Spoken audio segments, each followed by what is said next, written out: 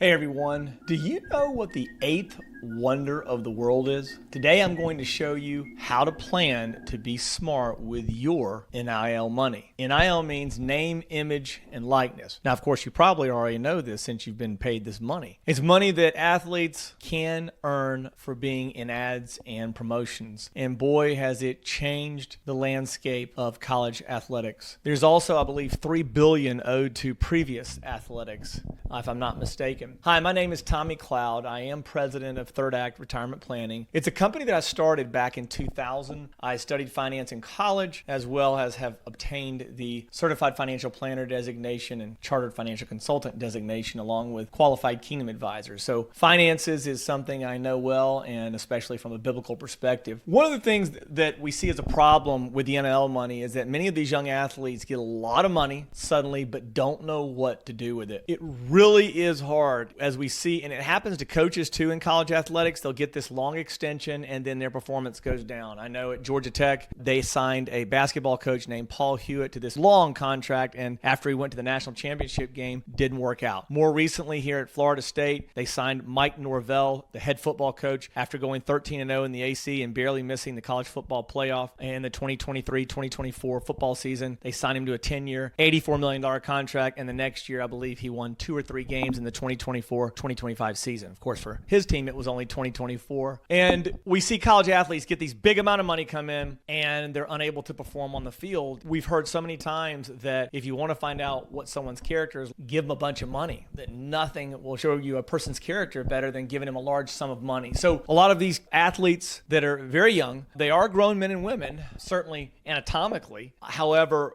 a lot of the decisions they make, they're not prepared for. They haven't had the bumps and bruises and wisdoms, and they will buy expensive cars and cool stuff like that. But here's the thing. The money won't last forever if they're not careful. Too many athletes end up with no money later because they spend it all way too fast. And not only that, they didn't know how to handle all the money and success. And they have a lot of more friends, more people that want to date them of the opposite sex. And they really just don't stay true to their craft and their God-given talent to continue to work and attack each day. As Kirby Smart says, head coach at the University of Georgia, they don't wake up to do that every single day, and they should. But we see this all the time. We see this not just with college athletes, but people that win the lottery, people that will win a landfall in a lawsuit. So what we're going to be talking about today is, in this video, I'm going to show you, we're going to review the big 3 that I always talk about when it comes to sudden wealth. We're going to talk about how to save money wisely, smart ways to make your money grow, how to make a simple budget, why it's important to learn about money, and what I mentioned earlier, understanding the 8th wonder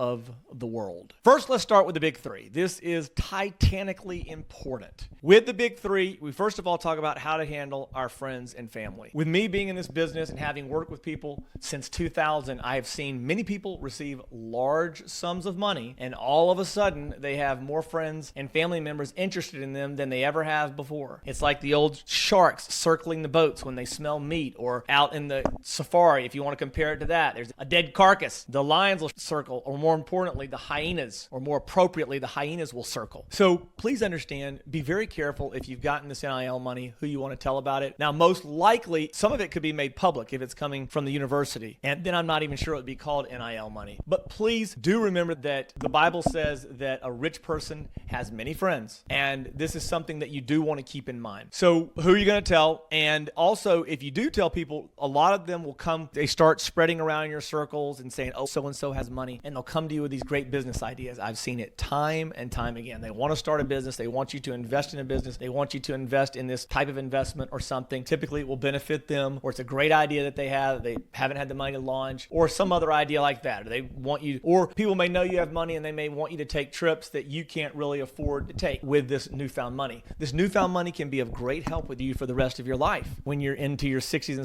70s, when you can no longer work and no longer have the ability to play sports. But more importantly than that, with you receiving it at such a young age, you want to take advantage of compound interest. And we'll talk about that later. Number 2, getting help, seeking advice, having the humility to admit that you cannot do it yourself. This is the basis for programs like Alcoholics Anonymous, 90-year program or so. This is the basis for the Christian faith, to admit that you're a sinner and that you need God. You must be able to humble yourself. If you're going to sit there and try to YouTube it, you're going to need help from a financial coach, and you're going to need help from a athletic coach to keep you on track. You're going to need accountability partners, and you're going to need to get this money away from you, so to speak. Of course, you want to access it. I'm not suggesting you put it in a charitable trust or a irrevocable trust. You want to put it in an account that you can get at any time, but you want it off your mind, and what you want on your mind is winning, training, being a winner, not letting this money get to your head. And in order to do that, I would highly recommend that you seek advice. The Bible is clear. It says there's victory in a multitude of counsel, and so you do want to seek counsel on these topics. Number 3, avoid destructive spending. We've talked a little bit about that. The Ferraris, the Porsches, the Lamborghinis, and things like that. There's ways that you can do that. Buy a used car. It can be nice, but maybe buy a used car. Don't be so gaudy. Keep in mind that every dollar you spend today will be you're spending 30 times what it is today using compound interest in 40 years when you're 60. So just keep that in mind. So those are the big 3. And once again, it is how to properly, with wisdom, handle your friends and family, who to tell, who not to tell, and being able to say no. Number 2, getting help. Number 3, avoiding destructive spending habits. And so now we're going to jump into being smart with the money. It's super important to know how much money you're getting, where your money is going, how to save some for emergencies, and how to make your money grow over time. So real simply, you would put together a simple financial retirement plan, and you would put together a basic living expense budget. Very basic, but you do want to put it together, and we can help you do that. Other Feeling Financial holistic planners can help you do that as well. And then you also want to know where your money's going. What is it being invested into? Foreign stocks, domestic stocks, what sectors, financial, technology, whatever the sectors are, bonds,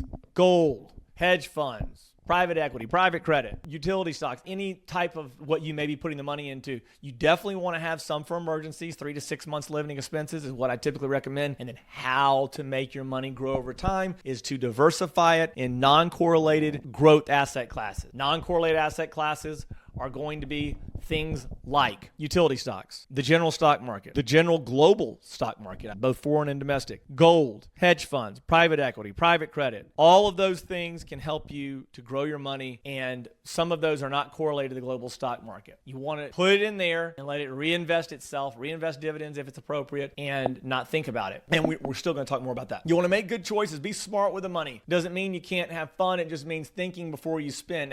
Ask yourself questions. Do I really need this? It depends on how much you have. You have to weigh this out. If you have, say, $100,000 and you're a freshman or sophomore, and of course you haven't been injured, and you want to take a girl out on a date for $100 or $200, $300, where do you draw the line? And how interested is this date really in you versus just having a good time? I'm all for it. If you're one of these guys, you're getting $500,000 to $1 million a year, or one of these gals that's doing that. I know there's a gymnast, I think, on the West Coast that's getting quite a bit of money. That's a female. So, what do you want to spend it on? Trips with your friends, parties? You want to buy everybody shots? Do you want to be that type of person? You need to ask yourself these questions. It's extraordinarily important. You won't have the money. You're young and can move around right now, but you really want to pretend and invest like you're 60. Of course, you're going to have a good time. I understand. It depends on how much money you have. If you've got $50,000, you're probably going to want to stick it in an account and pretend like you're just in school. Enjoy your scholarship, enjoy the meal plan, and don't even pretend like you have it. On the other hand, if you get maybe $250,000, maybe you can peel off $50,000. If you get $250,000 for 1 year, is different than if you're getting $250,000 for all 4 years. But you really need to figure that out. Maybe just peel off $50,000 to have a good time and put $200,000 in an account and forget about it. But this has happened time and time again. Athletes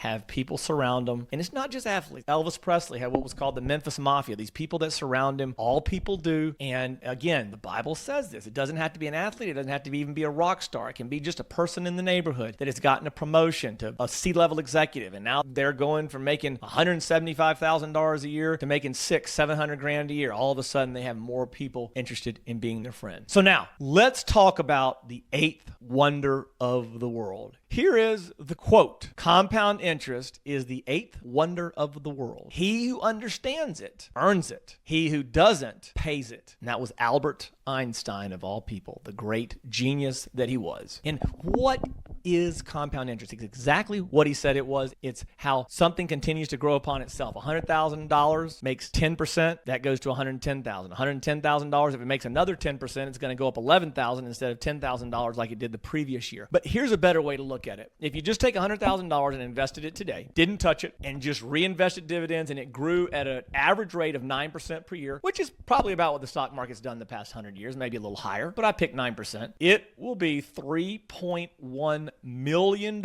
in 40 years when you're around 60 years old. 60 years old is very young. It's probably going to be even younger by the time you get there. So just by simply doing that, you can have, if you don't ever touch the money and just lead your life like it never happened, and put that 100,000 over there, when you're 60 years old, you'll have a retirement, and you don't even have to worry as much about saving and whatnot as other people because you've started so early. And you can live life maybe and enjoy spending it a little bit more along the way if you'll never touch that money. So I'm going to go ahead and close with just saying, remember, being careful with your money now means you'll have more later. Start making, and we just talked about compounding. Start making smart choices today, and your future self will thank you. I promise. I've seen this for many years. Don't forget to tell me what you think in the comments. Tell me what you're doing with your INL money. And if you want to set up an appointment to talk about what to do with your IL money, it's free, no cost, no obligation. It's just 20 minutes. Click on the link and we can talk about how to handle your IL money. And also, if you've liked this video, go ahead and smash the like button and the subscribe button, and we'll be posting more educational videos on finance to help you be wise,